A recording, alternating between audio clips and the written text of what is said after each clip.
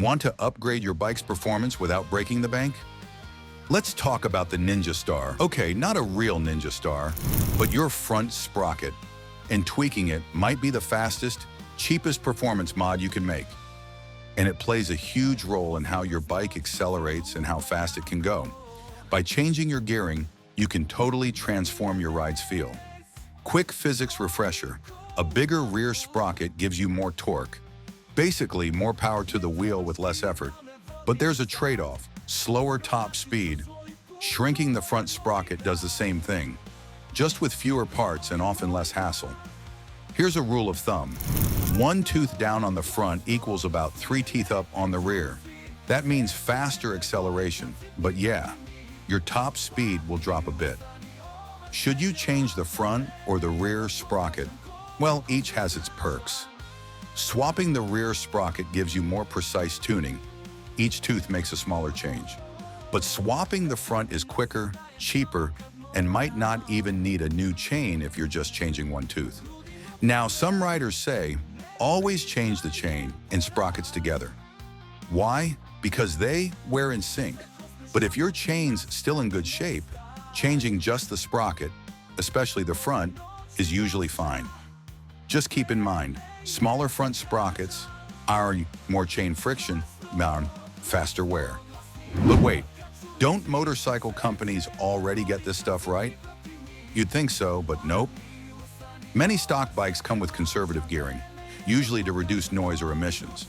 BMW, Ducati, and others often gear their bikes down from what they're really capable of. Bottom line, changing sprockets is an awesome way to boost either acceleration or top speed, but not both. You're not adding power, just reallocating it. Oh, and heads up, changing sprockets can throw off your speedo and mileage readings. Not a deal breaker, just something to know. So what's the next step if you want real performance gains? Simple, feed the beast. Your engine needs air, fuel, and a way to exhale. Intake, exhaust, fuel controller. Think of it like a combustion sandwich. If you only change one ingredient, the whole thing's out of balance. Yep, I said sandwich. Better flow equals more go. Losing weight is great, and full exhaust systems definitely help there, especially the ones that ditch heavy components like catalytic converters. But the real win? Airflow. Even a basic slip-on exhaust helps your bike breathe easier. But wait, air out only matters if air can get in. Upgrading your exhaust without upgrading your intake is like trying to exhale without inhaling. You need both. That's why a high-flow air filter is a must. The K and N washable filter. Super popular, super effective. More air in, more power potential. But here's the catch. Host on camera. More air means your engine runs lean, unless you add more fuel too. And here's where it gets spicy. Match that fuel for carbureted bikes. You'll want a Dynojet jet kit. These are the go-to. Most kits come with 3 stages. Stage 2 is usually perfect if you've upgraded both intake and exhaust. But don't stress if you don't get it right the first time. You might need to swap jets if your bike runs too rich or too lean. For fuel-injected bikes, this is where the Power Commander comes in. Everyone from race tuners to pro mechanics swear by it. You download a fuel map that matches your bike and your exhaust. You can hit up the Dynojet site or check your exhaust brand site to get the best match. Pro tip: before you buy that new exhaust, make sure there's a solid map available.